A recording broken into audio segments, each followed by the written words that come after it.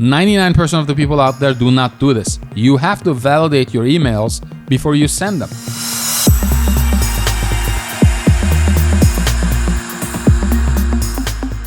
Hello everybody, welcome to Surge. This week we will talk about the 7 reasons that your emails might not be getting into your customers' inboxes. The first reason is very straightforward. You might not have the right DNS settings.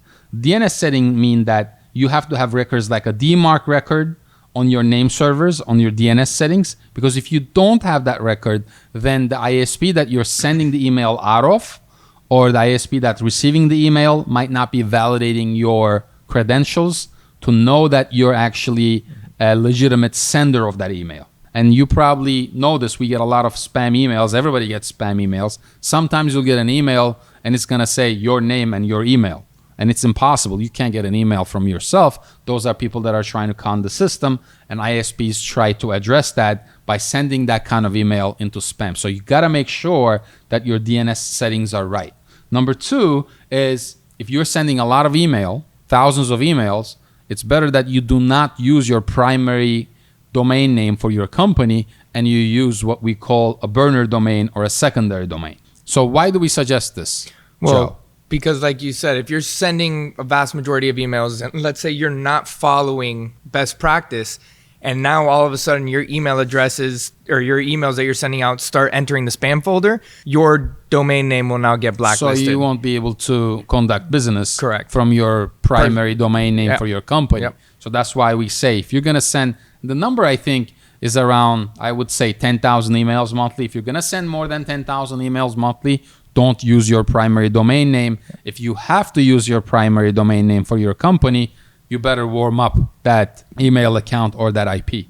99% of the people out there do not do this. You have to validate your emails before you send them. So if somebody opted into your email list, let's say 4 years ago, that email address might not be valid anymore. How often are you really validating your emails? And if you're not validating your emails at least every 90 days, you might fall into the spam folder because your emails are bouncing. And if you try to send that email to that incorrect email address, it's going to keep bouncing, and that's a negative on your deliverability rate. So a lot of people also don't realize that. You have to validate your emails. 4, you have to test your emails before you send them. What does this mean, Joe? Testing emails. You want to test out your emails before you send them out and blast them to tons of people. So things that you want to look for are broken links, incorrect text. You also want to look at devices, how they're opening up on mobile versus desktop, and as well as different types of inboxes, whether it be Gmail, Outlook. So these are all the things that you want to test to ensure that your email is compatible and looks good on every device and every email provider. Correct. So it's as basic as basically text to image ratio on emails, because ISPs pay attention to it. If you just send one huge image to somebody, it's likely to go into the spam folder.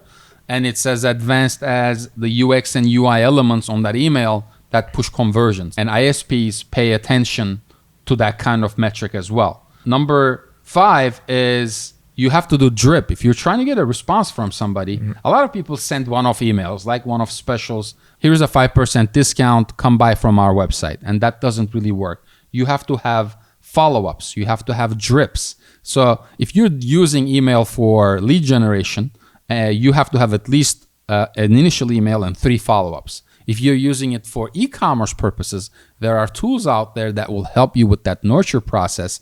And the nurture should be as I engage with your website. Maybe I go to your website and I look at a specific product. If I don't convert, you want to email me about that product after 24 hours. If I add an item to my cart and I don't convert, within 2 hours, you better send me a coupon. So it's the difference between drip follow-up for follow-up purposes and nurture for nurturing the client into converting on your site. And these are the different types of drips that you could do. Number 6, again, a lot of people don't do this. Monitor your IPs and your domain name, because you don't know when you might be blacklisted.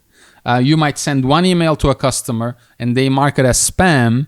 And if 3 people in that organization mark it as spam by mistake, you might be blacklisted.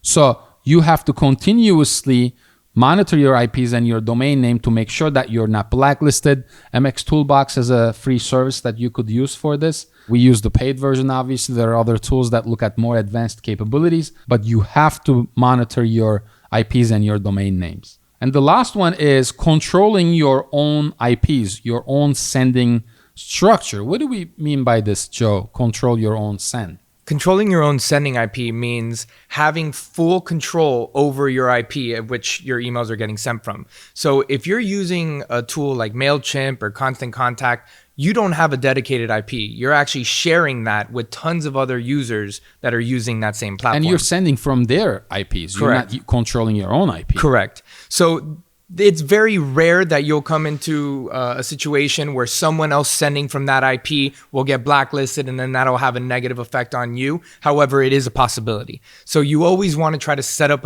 your own dedicated IP. However, it is very difficult to do. The reason that this is difficult is because you have to create an account with a company like Mailgun or SendGrid. You have to get a dedicated IP. You have to apply for a dedicated IP because you have to go through the means, and then you have to warm up that IP. Now, if you go through the steps of doing this, you will actually get better deliverability rates, and there's a possibility that you might always fall into the inbox if you abide by these 7 items. Why is this so important now? Why is falling into the inbox, regardless of you sending transactional emails, cold emails for lead generation, or nurture follow-ups? Why is it so important today? The reason why email is so important, or the reason why landing in the inbox is so important today, is because email is still one of the only few direct line of communications that you will have with your customers. So follow these 7 steps, and if you need any assistance, please contact us. We'll talk to you next week.